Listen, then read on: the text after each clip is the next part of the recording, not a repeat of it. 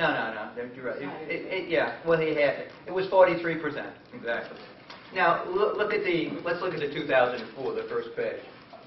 And look at just Kerry's total and go down the second grouping by race. You can see Kerry got 41% of the white vote. So Obama got 43%, which is 2% more than Kerry. But obviously, they terribly lost the white vote. As I said earlier, no presidential candidate who's a Democrat since Lyndon Johnson got 50% of the white vote. The largest number was Jimmy Carter in '76, who got 46% of the white vote. I know you're saying, didn't Clinton get over 50% of the white vote? No, because you remember, Clinton only got 43% of the total vote in his two elections, because Ross Perot got 21% of the vote in both of those elections. Our memory is short. Democrats, I know, Democrats don't get white votes. Obama got 43%. Notice also the black vote was 88% for Kerry, and the Latino vote was 53%. Okay, let's go to the 2008 election, the next page, and look at the second grouping in terms of the Obama's vote down the left portion of the page. Okay, and so far as the white vote, he got 43%. Clearly then, Obama owed his election not to white votes, but to African American and Latino votes. And what he got was an extraordinary total proportion of the vote, but that's not what elected him.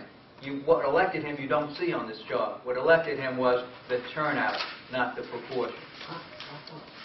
So Obama did get 67% of the Latino vote, which was a little bit more than Kerry had gotten, according to this one, 53%. And Obama got 95% of the black vote, which was a little more than Kerry got 88%. But as I said, what elected Obama was not the proportion of the vote, but the total turnout. African American turnout between 2004 and 2008 went up 23%, or 3 million more black voters. That was the election result.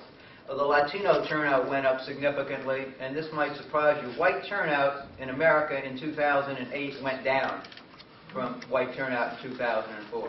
Went down by 1.1%. But here's the most important statement, I think, in understanding the 2008 election. Charles Stewart of MIT says, quote, "Had blacks and Hispanics voted Democratic in 2008 at the same rates as they did in 2004, McCain would have won." End quote. So if everything were the same, but the same number of blacks turned out, as was the case in 2004, and the same number of Latinos turned out, McCain would have won. Now, what I find surprising is that these are the numbers. This is not rocket science. But you haven't heard that interpretation, have you? Just like on Dr. Martin Luther King Jr.'s birthday, you hear the sanitized version of his I Have a Dream speech, and you don't hear about his anti-war position, and so on and so on. What passes for history becomes forgotten the day after the event, because we get an interpretation of what we want to hear, not what actually happened. Racial polarization was striking in the 2008 election. In the South, where the majority of blacks live, where in Mississippi the black population is still 37%, the white vote for Obama was startlingly low. What do you think? What percent of whites in Alabama do you think voted for Obama in 2008? Less than 10%, I would think. You're exactly right, 10%. 10%. This is a state that was Democratic until through 1960. About these discrepancies, David Bositis, a senior political analyst for the Joint Center for Political and Economic Studies, asserts, quote, "I attribute all of this to racial bias." In summary then, Obama won the election in 2008 not because of white votes, but because of an unprecedented turnout among people of color. Where African Americans reside in large numbers, whether it is the South or in metropolitan areas of the North, whites were somewhat reluctant, or in the South very reluctant, to support him. Let's look at what's happened since the election, post-election politics. Even before he took office, President Obama was treated to a kind of deep disrespect which no previous president has ever been subjected to. 4 days before the inauguration, Rush Limbaugh proudly boasted that he hoped the president would fail. When the president took his wife to see a play in New York City, Republicans attacked the cost of security. Of course, when Michelle took her 2 daughters to Spain on a vacation, the uproar was outrageous. I think the claim was that it cost $10 million or something for that trip. In September 2009, President Obama decided to follow the precedent of President Reagan in 1988 and President Bush in 1991 by making a simple back-to-school address to the school children of America about the importance of staying in school and personal responsibility. But as you recall, the event became a firestorm, with school districts throughout the country refusing to show the speech. During the health care debates of 2009, with the emergence of the Tea Party movement, a very vulgar side of America took shape as the treatment of Obama turned from offensive to downright dangerous. President Obama appeared on protest signs, white-faced and blood-mouthed, in a satanic clown image. His face was started to look like Adolf Hitler, complete with mustache and swastikas. Tea Party activists convinced many Americans that Obamacare would result in death panels, determining which elderly folks would receive health care. On September 9th, as we will always remember, 2009, President Obama gave a speech to Congress. He was interrupted when he claimed that health care would not cover the cost of illegal immigrants by screams of "You lie!" from Representative Joe Wilson of South Carolina. Those words have never been spoken to a presidential address before Congress before.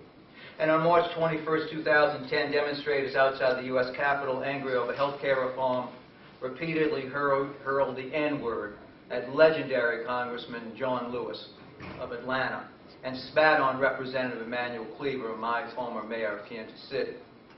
At the heart of the mistreatment of the president are the birthers, so-called. The people who assert with no evidence that Obama was born in Kenya, his father's country, and therefore is illegitimate and not eligible to be president. A poll just last week found in February 2011 that 51% of likely Republican primary voters believe that Obama was not born in the United States. Let's talk about 2 racial incidents in the Obama administration, Henry Louis Gates and Shirley Sherrod. One profound hope in the Obama presidential campaign was that the election of an African American would make the topic of race less sensitive and volatile, analogous perhaps to the way that John Kennedy's election seemed to allay the lingering tensions between American Catholics and the Protestant establishment. The promise of the Obama candidacy was a society in which we could talk about race no matter what color we are without someone automatically accusing us of being a racist. In my mind, there's no tangible evidence that we've made any progress in that honest dialogue yet. Part of the reason is that President Obama has himself avoided discussing race, which might be perceived of as being distracting, if not superfluous, in a country suffering such a miserable economy. And of course, candidate Obama was beset with enormous controversy, unfairly stereotyped because of the racially incendiary sound bites of his pastor, Reverend Jeremiah Wright, that did not reflect Obama's views. Unfortunately, the first time that Obama genuinely entered the national dialogue on race proved to be, in my opinion, the turning point in his administration against him and against the Democrats. And I remember what had happened. I was startled. I couldn't believe this was unfolding. Many people have often said that an African-American politician can't get angry because he can be then just discarded as a wild-eyed militant. On July 22nd, 2009, the last questioner at a press conference on health care asked the president about the arrest the day before at his Cambridge house of Henry Louis Gates, an eminent Harvard historian, affirmative action supporter, and personal friend of the president. When I heard the question, which was just an afterthought, I assumed that President Obama would obviously not answer the question, but he did. The politically prudent thing would have been to say, well, I'm not privy to I wasn't there. But he instead boldly proclaimed, quote, "The Cambridge police acted stupidly. There was a long history in this country of African Americans and Latinos